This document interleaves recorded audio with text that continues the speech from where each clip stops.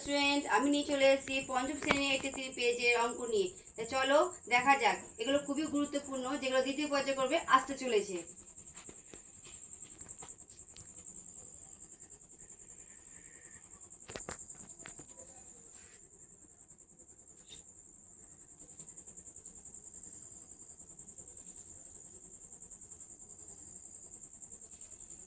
পাঁচ দিয়ে 10কে ভাগ করব, যে সংখ্যাটা আছে সেই সংখ্যাটা ভাগ করব, যা বেরোবে ওপর সংখ্যাটাকে গুণ করব। 5 দিয়ে 10কে ভাগ করলে কত বেরোলো? 2 বেরোলো। 2 এর সঙ্গে 2 গুণ করে কত বেরোবে? 4। 2 2 4।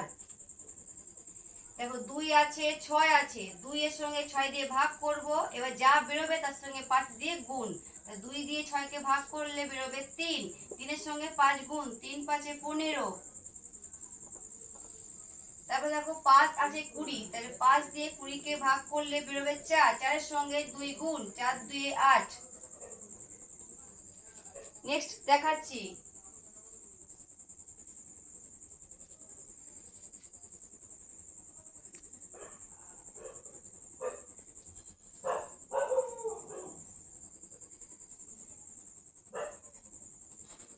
এটা কমেন্ট কি হবে, কমেন্ট করে তোমরা অবশ্যই জানাবে। এটা করবে।